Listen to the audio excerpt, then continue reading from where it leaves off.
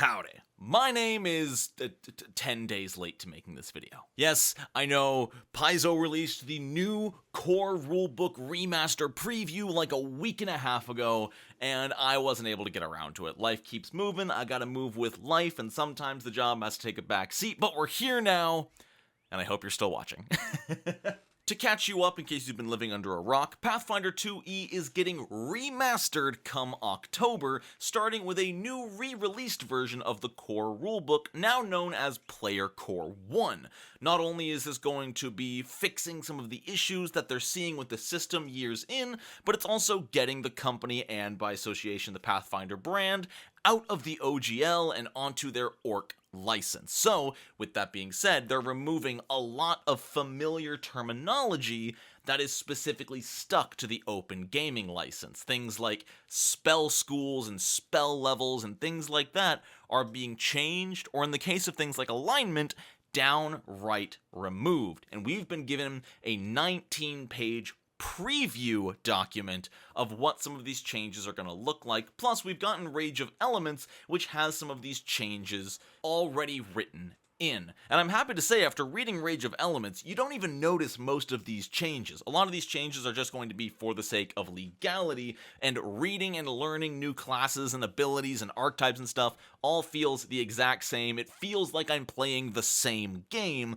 which is probably what they were going for. So, with that intro out of the way, and me telling you to go check out the Known At Once Patreon, where I'm making bi-weekly Pathfinder 2e homebrew content for as little as $10 a month. Wow, I'm so used to saying as little as, but it's just $10 a month now. I removed all the tiers because I was tired of overcomplicating things. $10 a month, you get new Pathfinder 2e homebrew content every 2 weeks, and you support the channel. It's great. Let's talk about the preview. Oh, so this also has bits of the new Monster Core in it. It's no longer called a Bestiary, it's called Monster Core. Which, alright, I'm excited to see that. Basically, the front page is just an introduction saying, hey, some of the things in Rage of Elements might need some explanations. They're in this document, as well as using these rules. Maybe don't unless you have talked to your table about adapting to these new rules. Pretty good stuff. So, several major parts of the Pathfinder 2nd Edition rules have been updated in the remaster, simplifying some unnecessary complexity.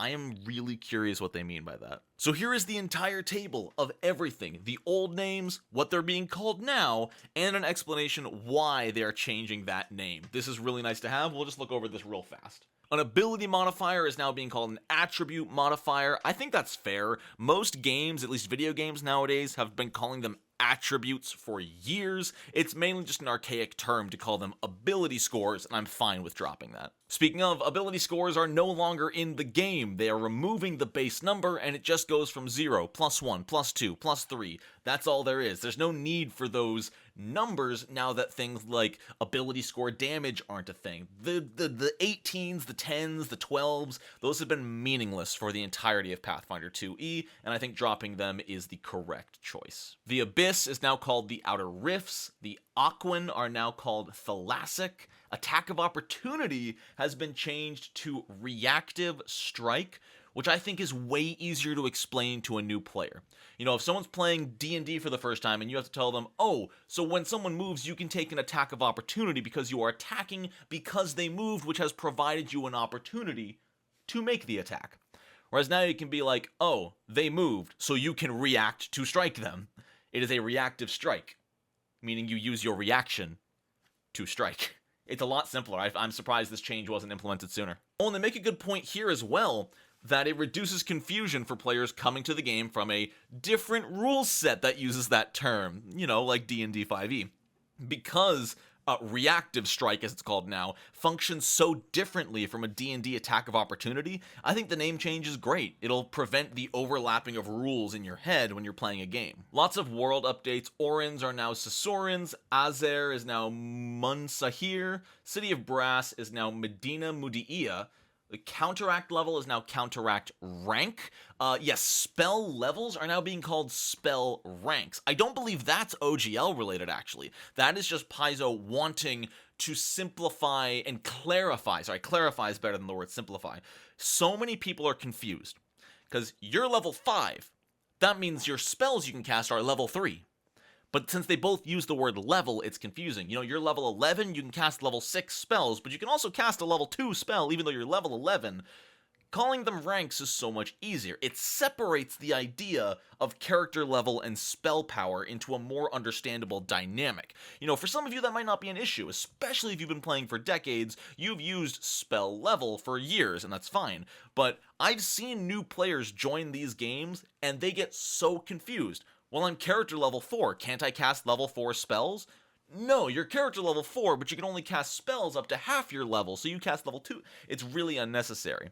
Now, every odd level, you gain access to a new spell rank. The explanation, the integration, the use of it all, it's all the exact same, but just changing that one word is going to make things so much simpler for a lot of new players down the road. However, I know I will be saying spell level for the next 8 months, trying to get that out of my vocabulary. Darkwood is now Duskwood. Sustain a spell is now just a sustain action. Apparently we'll learn more about that later. Divine ability is now your divine attribute. Genie are now known as Jathooms. Interesting. Efreeti are now Ifrit. Flat-footed, the condition, is now called off guard. I like this a lot, especially when it comes to flanking, because it's not super easy to understand and it's not well explained that some instances of flat-footed were only for certain people. But if someone is flat-footed, shouldn't they just be flat-footed? If you're flanking someone, they were flat-footed, but only to the two people flanking, not to anyone else. Now, yes, they're still only off guard against those two, but it's more understandable and easy to explain that, yes, they are off guard to the two of you, but they're not off guard to the person in range. They're still ready to react to the ranged attack, but they're off guard against the people flanking them. It's still not perfect, but I actually think I like the name of it better. Focus spell component is now called Locus? What? Change to avoid overlap with focus spells. I'll be honest, I don't even know what we're talking about. Oh, that's weird. So the Efreeti are now the Ifrit, and the Ifrit are now the Naari, or Nari, I'm not sure which one it's pronounced. Weird. Okay. Ignin are Pyrrhix, Yanni are Yan, Marid are Fedahan. Material plane is now called the Universe. Okay. Mephits are Scamps. I know the internet is going crazy over the Scamps.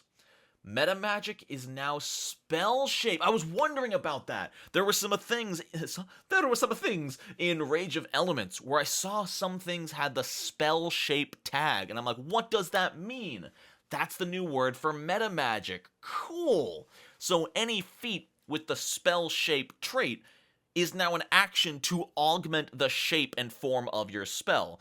That's a little unclear, I think, because, silent spell being a spell shape is a little bit strange, but things that add effects or increase the range, like widen spell as a spell shape tag, makes perfect sense. There's going to be some weird ones, but I think it's a good change. I like it. Mithril is now called Dawn Silver. The negative trait is now the Void trait, and conversely, the positive trait is now the Vitality trait.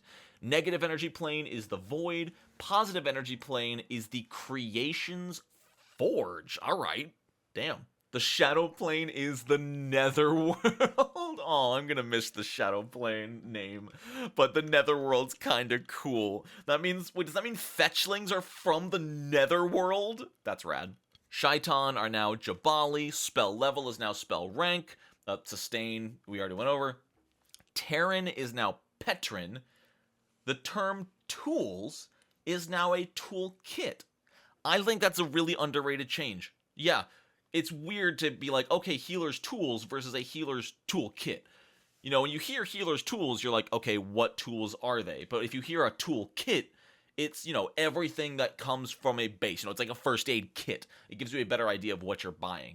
Thieves' tools, is it lockpicks? Is it jimmies? Is it this and that? But Thieves' toolkit, it's whatever you need for the job. It's a small change, but I like it. Ooh, I don't know how I feel about this. I was wondering how they were going to tackle this. This is awkward. If you put a boost into an attribute, it increases the modifier by 1. +2 becomes +3, +3 becomes +4. If the ability is already a +4, you just mark it with a partial boost, and then if you apply another boost to it, it becomes +5.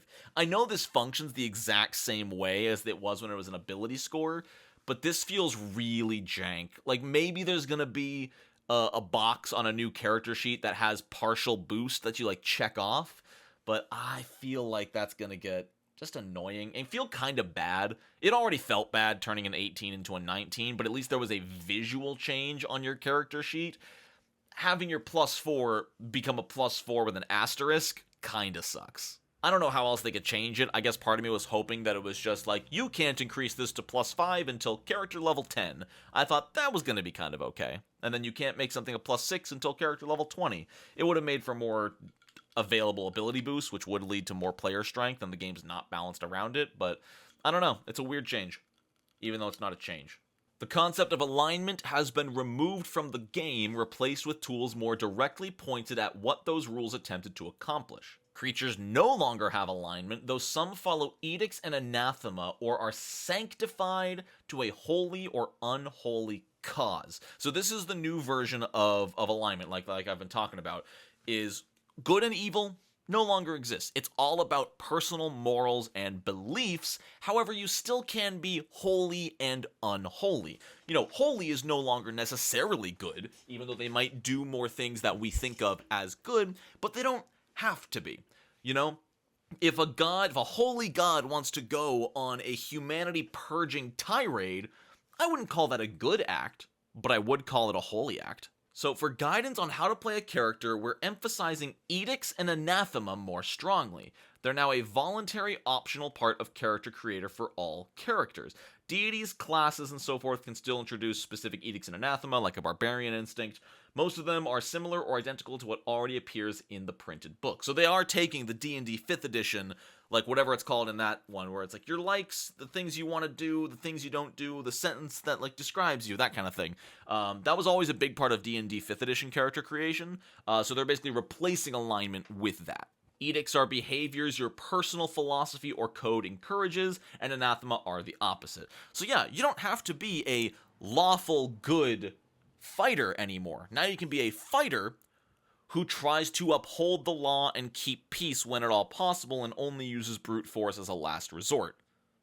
I don't know why you're playing a fighter who doesn't want to use brute force, but yeah, that's more what we're going to go for now. For most characters, these are entirely optional, though it's best to consider taking on some as you create your character to home in on how they think. If you follow a deity, you might take inspiration from the edicts and anathema for that deity. Makes perfect sense. So yeah, I've mentioned holy and unholy, the new quote-unquote good and evil damage types and traits, but I haven't gone over sanctification. To sanctify something is to give it the holy or unholy trait. Holy trait indicates a powerful devotion to altruism, helping others, and battling against the unholy, and the unholy in return is devotion to victimizing others, inflicting harm, and battling celestial powers. That's a really, really metal way to describe it. Oh, this is really cool. Deities will now list either must choose or can choose for if you're a cleric of that deity. If you must choose, you must become holy to be a cleric of that deity, or you must become unholy to become a cleric of that deity.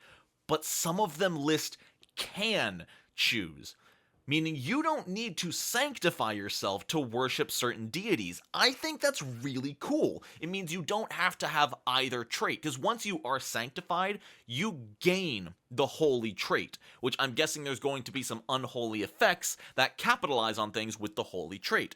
But if you're a cleric of maybe a neutral god who's not necessarily more holy than unholy, something like Gozra, then you can just choose not to sanctify yourself. You can use the powers of Gozra as a devoted cleric of them, but you're not especially good or bad against holy or unholy effects. I like that a lot. Some spells and abilities will have the sanctified trait, meaning when you use the ability, you add your trait to that ability. However, it does mean you don't have to be sanctified to cast a sanctified spell. It says if you have that trait. So if you don't have either trait, then a sanctified spell isn't holy or unholy, but if it's cast by a cleric of Sarenrae, it's going to be a holy sanctified spell, and if it's cast by a cleric of Rovagug, it's going to be an unholy sanctified spell. I think that's really, really cool. Adds some depth to the same spell, which maybe we'll even see spells that have different effects based on your sanctification. Oh, this is really important. I was going to skip over the holy and unholy traits,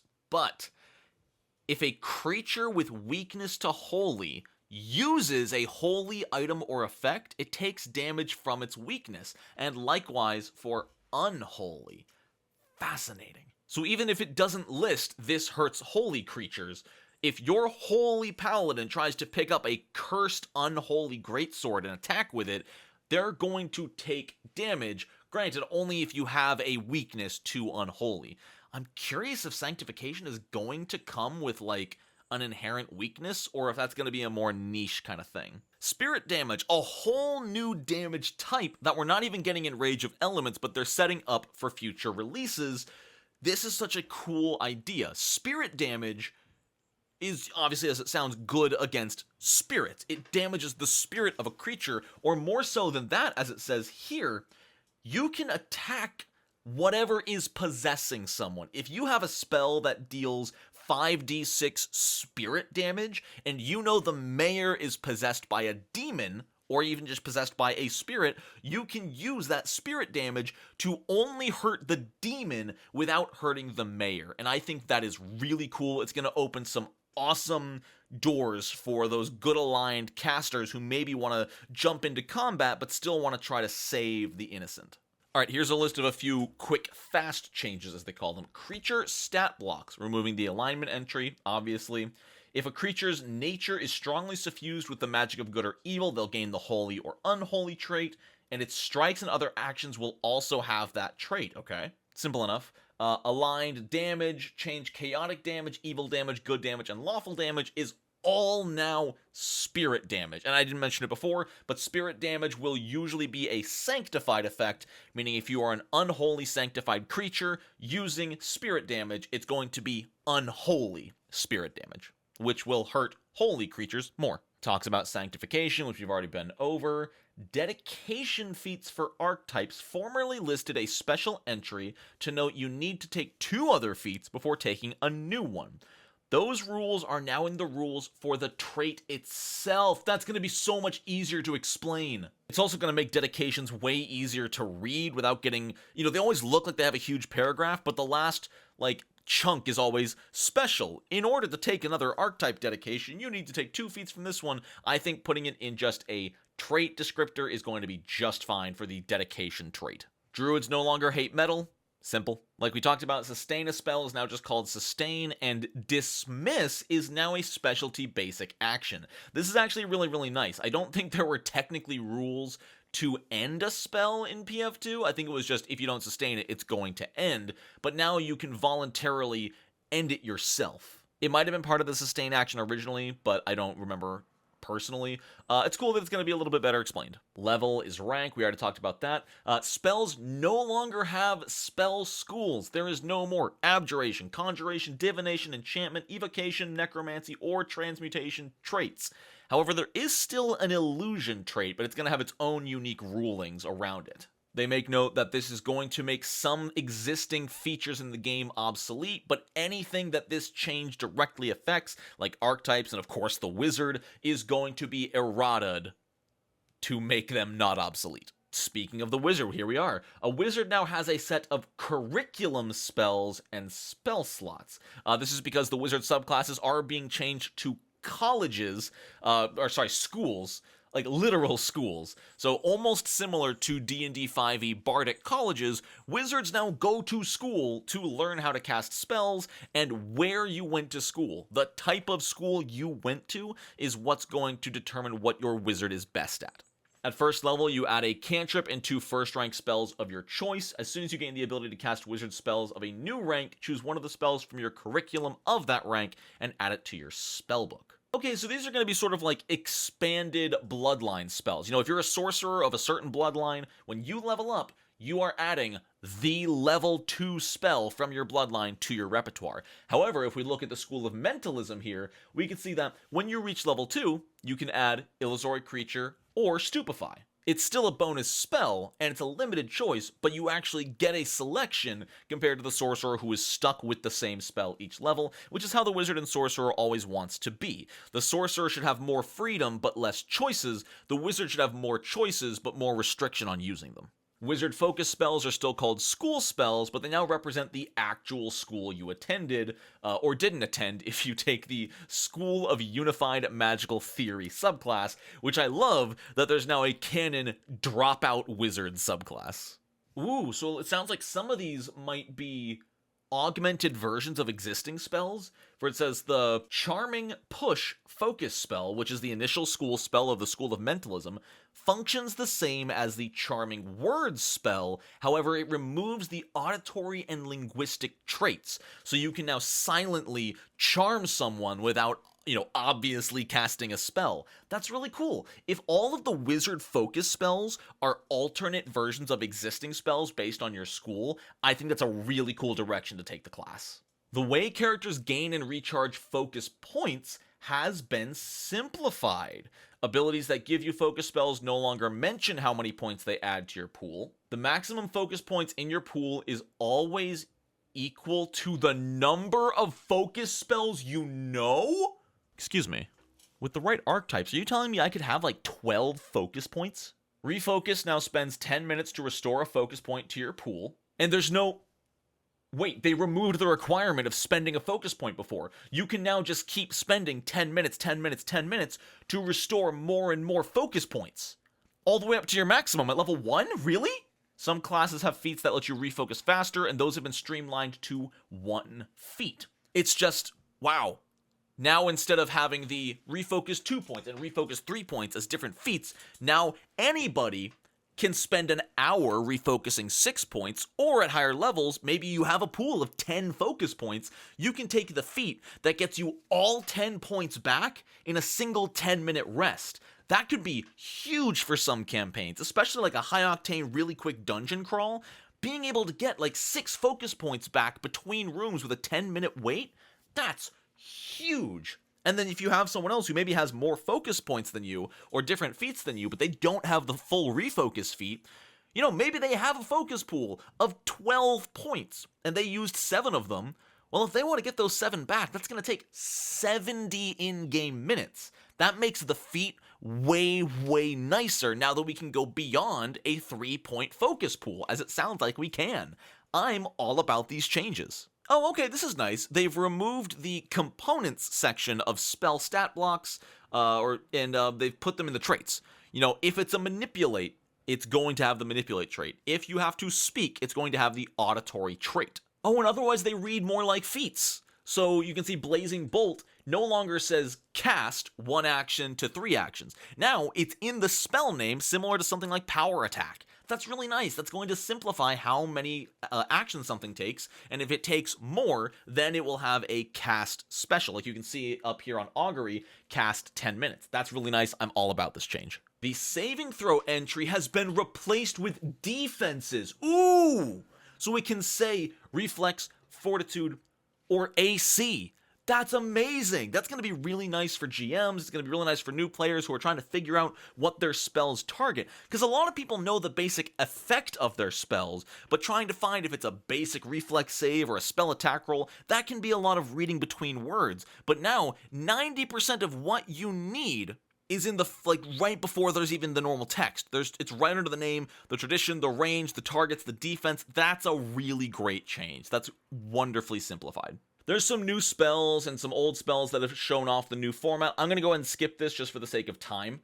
So a lot of this is just new spells. If you want to see me do a video on all the new spells, I was going to say leave a comment, but honestly, I probably wouldn't get to it for like 2 weeks because of Gen Con, so probably won't do it, sorry. Item stat blocks are getting a few minor changes in GM Core. Items no longer require you to refer to a list of components, instead placing the relevant traits with the activate entry.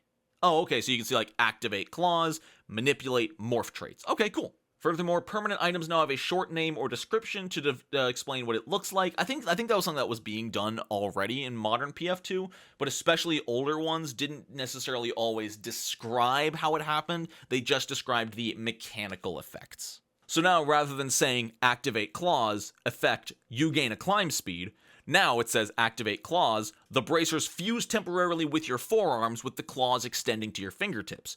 you gain a climb speed. So now it's, it's more flavor, it's more easier to keep track of what things look like. The GM doesn't need to come up with as much off the fly, which has always been one of PF2's strong suits, giving the GM everything they need to accurately describe things without needing to play improv to the nth degree. The monster abilities Grab, Knockdown, and Push, which are incredibly common in PF2, have been changed. This is mostly to benefit the PCs who might get feats or other ways to resist the listed abilities that didn't function well due to previous versions.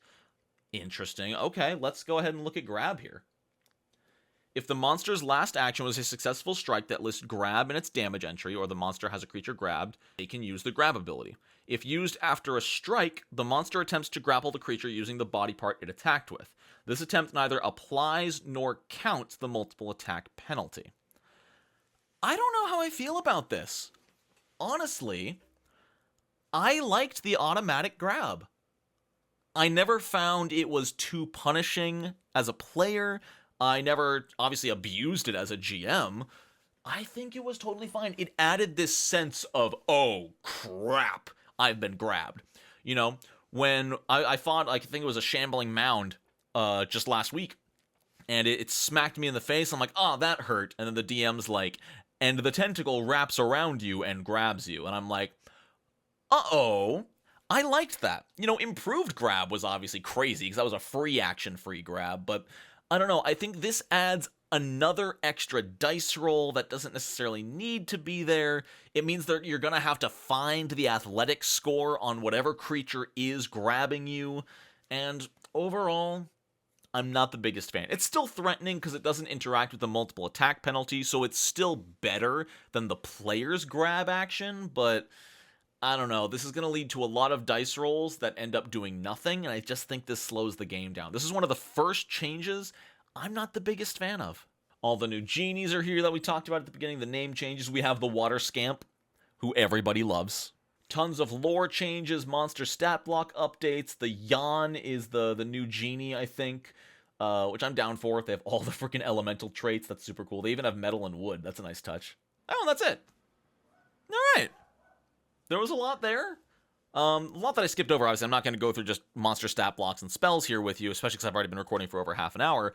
But really interesting changes. I'm excited for the core update, the remaster. Obviously, everyone here is excited for the class changes. It's fun to talk about spells and alignment. I think the only thing that disappointed me here is that a lot of this wasn't stuff we didn't already know. There wasn't too much new information in here, but they did elaborate more on a lot of it, like the alignment and the ability scores and modifiers and stuff. So I'm not mad about it. I'm just now really, really wanting the actual new player core in my hands to see just how deep a lot of the changes go. But that's it from me. I hope you all enjoyed this quick little overview of it. And yeah, I'm going to hit stop recording and then start recording another video because I leave for Gen Con in 3 days. And I've got 2 more videos to record and edit and upload. See ya.